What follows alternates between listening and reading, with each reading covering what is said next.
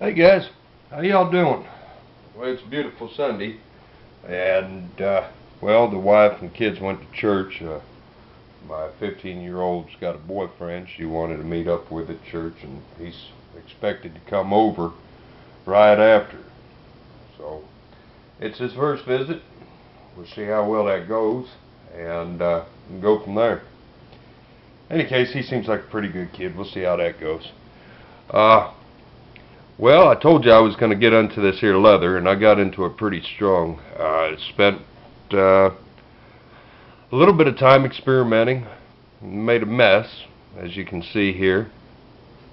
Got stuff everywhere. I finally learned how to use some of the tools, because like last night I was having trouble getting this bevel cut, and come to realize my dumb butt, it had a protective coating on the tool. Yeah, well, I discovered that and cured that. So then it was a matter of trying to match everything. I went ahead and just put my initials in. This is for my knife, and I figured it was good to practice on my stuff rather than a customer's. I've built Gretchen's, or I should say the Huntress sheath, and that was my very first leather sheath that I finished off myself. So I learned a lot from it too, and I'm continuing with working with different shades of brown and dyes.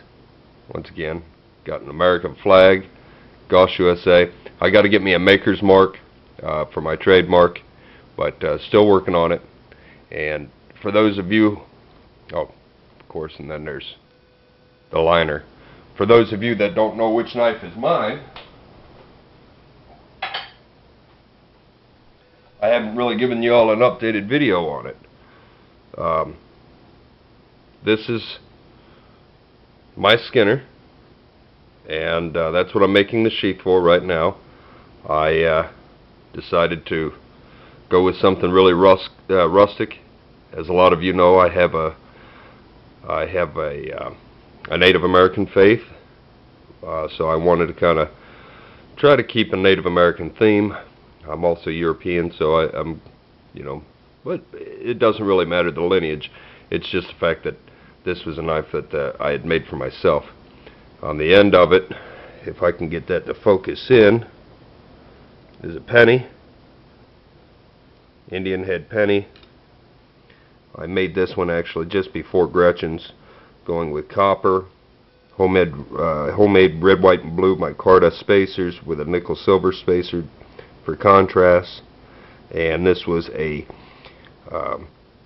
deer antler that came from a buddy of mine up in New York, who incidentally gave me quite a bit of deer antler. I had a sack full and about 13 heads, which kind of looked creepy to a lot of people. So I cut them all down, got rid of the heads, and kept my antlers. And so that's my knife. Based off from the Savage Sarge, a little bit of a smaller version, and I wanted it to. The Savage Sarge was a knife that I had designed when I first got into knife making, so I wanted to continue with it because I think it's beautiful. Well, guys, that's what I've been doing this fine Sunday morning. Of course, I was up until 6 a.m. last night, trying to get all caught up on everybody else's orders. I really appreciate all your all's business, and I'll have a lot coming real soon.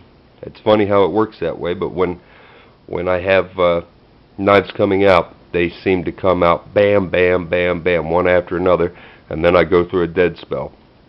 I guess that's just the way it goes. Well, I hope you all have a great day. Enjoy your Sunday. And once again, this is Kevin Goss with GOSS-USA. Hope you all have a great day. Bye-bye.